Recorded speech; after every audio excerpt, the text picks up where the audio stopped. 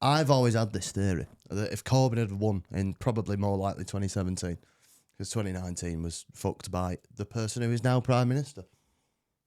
MI5tarmer. It works if it's written down. I'll put it if I can be bothered. Yeah. MI5tarmer. I think that, say Corbyn's in power 2017 onwards, 2020 lockdowns, I think there would have been some kind of military coup or something, or there would have been an attempt to. I have a feeling. Yeah, I mean, there's always a risk. Because if you remember like all the, so it's getting into a bit of who remembers 10 years ago. But I mean, it's difficult because in that timeline, in that universe, there may not have been the lab leak. So in Wuhan, so there might not have even been a lockdown. If Comrade G hadn't forced us inside for 2 years, but the into wild conspiracy theories now. Even though I brought one up first, that I think that the British Army is so reactionary though that if you remember when like there was soldiers shooting fucking pictures of Corbyn. Yeah, I remember. Yeah. Of course. I think that there would have been some I think it would have been the hysteria that's like still. I think we're living in an age of post. Not to go all Adam Curtis, but I've watched a lot of Adam Curtis this week, so I'm going to come out with phrases that sound like they're in an Adam Curtis film. Like a post-COVID hysteria that's still going on. Yeah, I think if Corbyn won, I think it would have been very, very difficult for a number of reasons. Not just the prospect of a military coup at some point, but like would have had to do Brexit. But also like his whole parliamentary party was not supportive of him. So they could have come for him any time, and then they put someone else. It would have been a razor thin majority as well. Exactly. So it's very difficult. I think my lesson from the Corbyn project is you can't just win a leadership contest when you haven't got the majority of the PLP on side. It just doesn't work. Like they'll just sabotage, and that's what they did. Well, they've sabotaged themselves now into being irrelevant, haven't they? So yeah, exactly. Yeah, I mean, and I do wonder with NATO as well, like what the future holds for that, and obviously what's happening in Ukraine, and whether the US will still keep funding Zelensky, but also like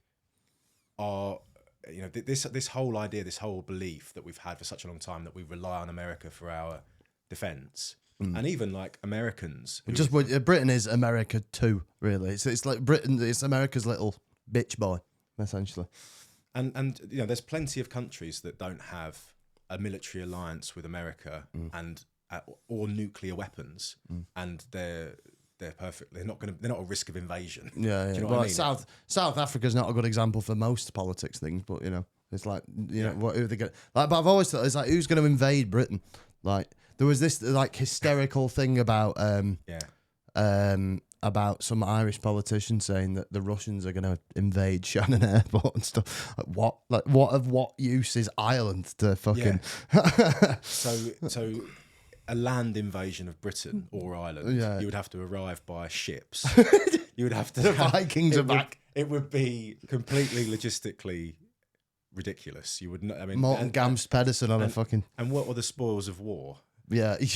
Oh, we've captured Barnsley. Get in. We've captured your vape shop. Get in. It's much more likely they kind of just annex the North Sea oil rigs. Yeah, do you know what I mean? Like that, there's a logical reason for that, for them doing that. There's literally zero reason for them wanting to capture the British Isles. Well, yeah, because there's no.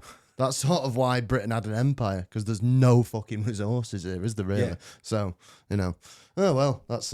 But yeah, when you get like, still, I remember Chris Bryant, Labour MP, talking about like, well, we need to be really worried about Russian invasion, do we? Yeah, but like, I think with Ukraine though as well, as you were saying, James Montague, who we've got next week, but you'll see this whenever you will see this. I was just listening to his book on Ukrainian ultras. We'll talk about all the politics of Maidan and all that stuff. Anybody who's still listening to that is autistic enough to be fucking lured in by that. So if you don't like football, don't worry, because it's still related, and you'll see a bit of Eastern European politics, all that. It's what I was born to do. But because Zelensky, obviously, there's a lot of right wing sort of one. They're very nationalistic, well, Nazi people in the Ukrainian military. So. And he's Jewish, and obviously, he knows that unless they come out with something, well, sort of he's fucked anyway. Because if they come out with anything that gives any sort of land away, you're fucked. Oh, yeah. So he knows he's dead as soon as the war. He's either dead or he has to leave the country, like permanently. So Yeah. So he's probably planning his escape hatch ready. Yeah, and he can't go to America now, obviously. So. But if they gave away even if they gave away like Luhansk and the Donbass that's been gone for 10 years, the nationalists just won't put up with that. So you're just fucked. And it is an unwinnable game unless they somehow manage to push it. Yeah, because he relies on the far right support, right? And that's kind of how he. Well, he relies on the entire. Well, it's just the fact that that support is all militarized. They've all been fighting a war for so long. So, but I do wonder what the and all as in Mr. James Montague's book, the ultras have a lot of political power and they're all extremely right wing. So I wish our football fans had more power. Oh, it'd be good, wouldn't it? Not Arsenal fans, but fucking brass band in Parliament. No, no, but the brass band. I have to say, right, if you ever want to rile up anyone north of Watford, where we are now, just do anything that's mildly artistic at a football game. They fucking hate it. Oh, but I'd like Arsenal to win the league this year, sort of. But then I think about Declan Rice winning a trophy. I don't know Rice. Irish, that's Judas. Right. Okay, right, yeah, fine. So, yeah. I'm not going to persuade you on that one. Yeah. But, well, we've also, I was, another theory of mine was going to be, how long do you think Trump lasts with these sort of military distractions, right? Because my idea, because Reagan did fucking Grenada and the others that he did, and Thatcher did the Falklands to win elections, basically to win elections. Although the Argentinian army did invade the Falklands, but it's sort of like you get quite a lot of some reasonable people will still say that that we'll go, oh well, the Falklands is justifiably and obviously everyone who lives there is British. Like all weirdos from fucking 500 years ago. Yeah. So when she declared war on Argentina, Thatcher, that did coincide with the election, with her popularity increasing, because the first term was a bit of a disaster, right? I think she trebled unemployment. Like it was pretty bad. Like the policies that she wanted to advance were not working, and so. This was a way of sort of getting public support, getting people to kind of think about something else. It was a distraction, and absolutely a distraction from her record. But you think that Trump's doing the same thing for Epstein stuff, yeah? Because so the point being was to finish the thing on the Falklands.